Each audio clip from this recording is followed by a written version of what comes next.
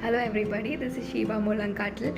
So today I would like to discuss more on personal finances, and this is out of my personal experience. So what I tend to do is I tend to have a daily budget. As in when the salary comes, there are some EMIs that go, and we know basic expenses of our family. So leaving all that, the money that remains, I tend to calculate for per day budgeting, like what remains divided by the number of days, that is 30 days to the next salary. So per day how much I can spend. So any day if I've spent more than that, I'll try to balance it with other days, and some day if I've spent less, then the excessive amount I can use it over the weekend. Also we budget our outings, our weekend plans. So I and my husband, we sit together, we understand our total income and the expense that is happening in that particular month, and we keep some money aside just to go out to eat out, or to just step out, go somewhere.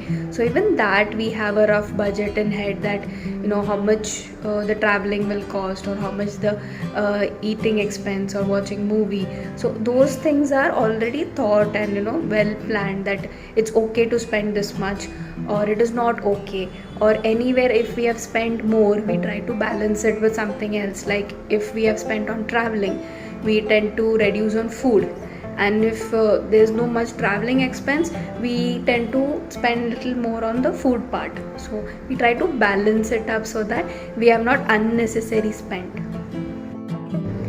Next part is loans. Now if you are a youngster who has good income, I would suggest to have some kind of loans, to own something like a vehicle or a property or flat or something, to go for it. Because generally when you have income in hand, we tend to spend sometimes irrationally. So if you have some dedicated EMIs that go, you are owning an asset, and it's slowly the payments are happening for it. Otherwise that money may just get used in a not so good way. So sometimes it is good to have loans, that an amount is going out and you're disciplined about it. Plus you get motivated to earn more because you have more of commitments with your salary. Now other form of loan is when crisis situation you take a loan. So I would suggest, when in normal days, just to have a look around of different kinds of loan. Like we have one that is Flexi loan, one of the bank has offered us. So under Flexi loan, they have given us a limit, max how much loan can we take, and from that bigger limit, a part of it we can take as and when we need, and it is like a flexible form of loan. So what amount of loan we have taken, only for that interest is charged in later months till the time you pay the principal. So we have good 10-year time period, and it's flexible enough. It is not one particular amount. We can take loan, pay interest and the principal, and later someday close that. Further someday if we need, we can again open that account and take loans, and again close it, paying the interest and the principal. So that is one kind of loan that we have. We have also seen some gold loans some small banks offer at a lower interest rate. Also there are some personal finances which you can get at a lower interest rate. So it's good to have a look around when you are in a good position, so that in crisis situation you don't irrationally land up taking loans. Also to be very careful when you are lending loan, like friend, relative, it is your hard earned money. So I have experienced that, rationally think when you're giving funds to somebody's asked you, they have a crisis situation. So it's better you take professional help, than depending on people, I would say. So if somebody is asking you for loan, see your family requirement, your personal requirement, and only then understand who that other person is. Is it sensible enough to give it to them? Understand their character, that are they people who will return in time or be there during your crisis. So very important, so be very careful with your money and what you're doing with it. Another form is consumer durable loans. So there is this one financial institute which offers you consumer durable EMIs, and they don't charge you extra interest for it. So they have some conditions like 1/3 of it you pay then, and the remaining you get time to pay it in EMI form. So what I and my husband we do is, any requirement of home, we tend to use this kind of loan which has EMI, which gives us time to pay that amount. So it's good to plan also your home requirements. So these 10 months may this one thing that I have purchased, I'll be paying EMI for that. Once that is done, I can think of the next product that is our requirement. So that's how we plan for things needed at home. Next, I would like to talk about using credit cards. Now, credit cards, if it is used well, wisely, it has a lot of advantages. But if you don't be careful about it, it can put you in real big trouble. Now, what we do is, if there is an unexpected expense which we can use credit card for, I use that, because 28th or 29th is where my salary gets credited, and credit card payment can be done till 2nd of the next month. So it gives me the 2-3 additional days, plus from the next salary I can handle this payment. So that is how credit card helps. Another thing is, it has a cycle. So the expense from the 1st of a month till 20 or 22nd of a month, it is considered in that particular month. Like from 1st of August till 22nd of August, whatever payments I make by credit card, I will have to pay it by 2nd of September. But post 22nd till 31st of August, whatever purchases or payments I do by credit card, I get time till 2nd of October. So so there are 2 salaries that come in between. So I get that much of time to pay off this credit card bills. So the downside is, if you are not able to pay that by the pay cycle, by the date that is given to you, there are higher interest rate. Like, I own a Kotak Mahindra credit card. Monthly interest for delay is 3.5%, plus they will have a delay charge. So that's very high if you go to see the rate of interest. So if you don't use it wisely, it can put you in trouble. And the companies are very smart. What your salary is, some 3-4 times of that you have limit on a credit card. So more than salary, they allow you to shop, so that later they can get benefit out of you.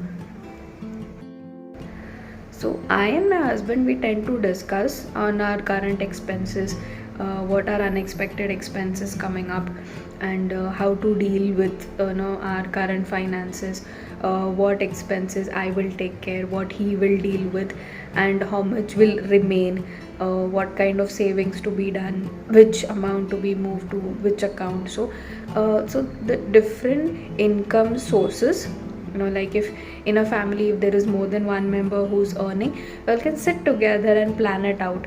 Or if the husband is earning and the wife is taking care of the house, they can still sit together, understand their priorities, what is first for you, what is okay to wait kind of an expense. So discuss together, understand your priorities, and plan accordingly. Now certain expenses may be unnecessary. Some kind of going out may be too much for your kind of income. Some kind of food eating habits, if you handle that, could help more savings or have better financial planning. So discuss within yourself, give priority to your needs and even to savings. So that will help better finance planning. Now next part is savings actually. So we have made it a habit that the moment our salaries come, a particular amount goes in the form of RD, recurring deposit. So I believe in this traditional methods of RD and FD, which I find it safe to put my money in. So as and when salary comes, this particular amount goes in the form of RD, and after these RD gets matured, after the 10 year, I move it to an FD. So FD, or else that higher amount is used for some purchases or like gold or something like that.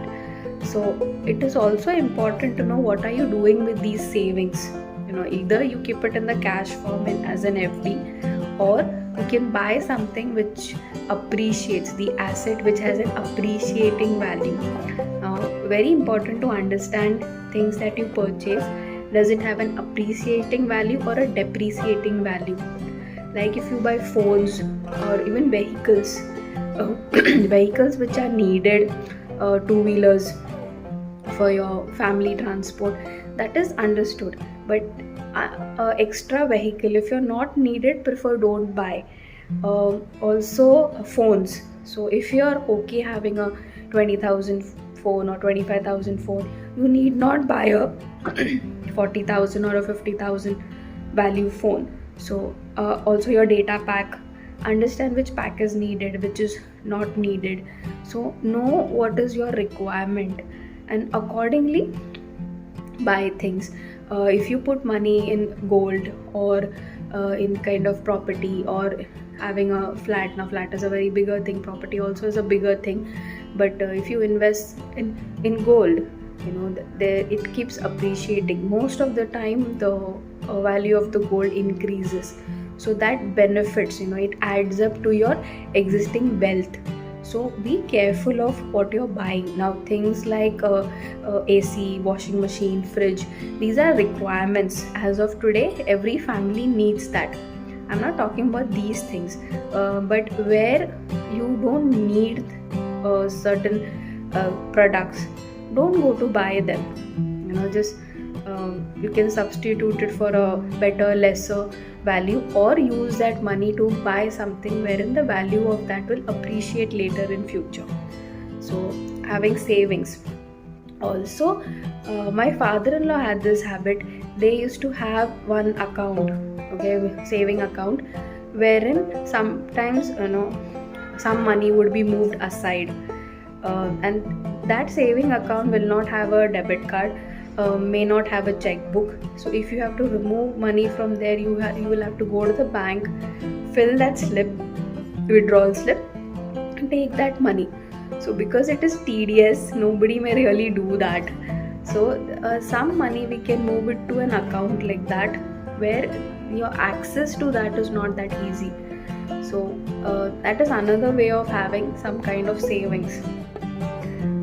I hope whatever is discussed, it is of some help. So in case of anything else, do put in your comments and like, share and subscribe to this video.